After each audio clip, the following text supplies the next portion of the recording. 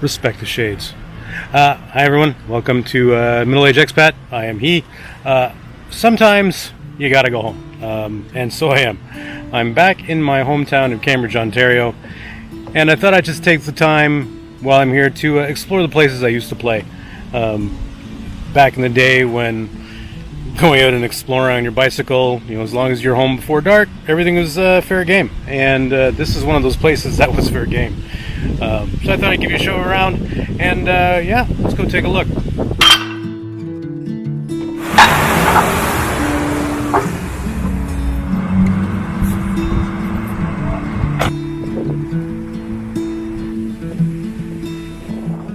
So you may be wondering why I'm standing in front of a couple of garbage bins. There is a reason. When I was growing up, I had a fascination with ninjas along with me and my friend Alex. When we would come back here, and behind the arena they have these garbage bins, and this was a treasure trove for broken hockey sticks. Now if you have a hockey stick, you have a sword. And so we would spend copious amounts of times coming back there just trying to gather broken hockey sticks, which would become our weapons of choice during our backyard skirmishes, where we busted up our hands and generally hurt each other. But that's what we did, and so that's why I'm here. It's funny to think that back in the day, coming down to a place like this to play was common, normal for kids my age. But now, I don't think any kid would be allowed down here, and I think parents would scream and holler if they knew kids were down here. This is where I used to play, one of the places anyway. Running water. I think I actually even drank from this little creek at points. This is where I used to play. I remember blowing up firecrackers and G.I. Joes down here, just goofing off, splashing around. I mean, this is some, dangerous place to be at this point.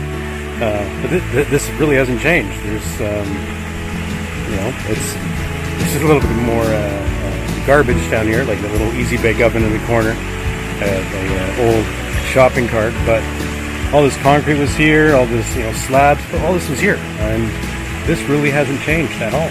And I actually took a few minutes to try and figure out how I managed to climb down here when I was young. The only thing I can think of is erosion has happened, and it's gotten a little harder since then. But I managed to end up doing it, and it was fun.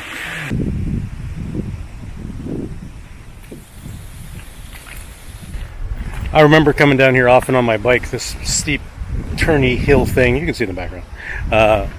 And just open up the brakes, throw caution in the wind, and just cruise down here and see how far you could go on your BMX bike or your mountain bike or whatever you had at the time. And this was awesome. This is one of those cool spots where you come down. It's a little bit gravelly, a little bit dirty. You got bugs flying in your teeth and in your hair when you had it, and but it was fun. This is the things that I think most kids actually miss out on nowadays, which is kind of unfortunate.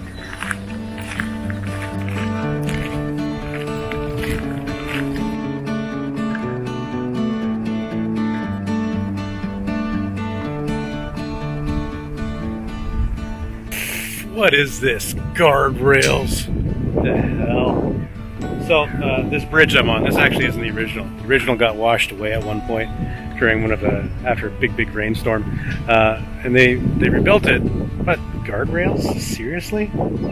I don't know. See, this is what's taken away the fun of my youth. It's like danger and excitement. But no, now we have guardrails. I mean, seriously.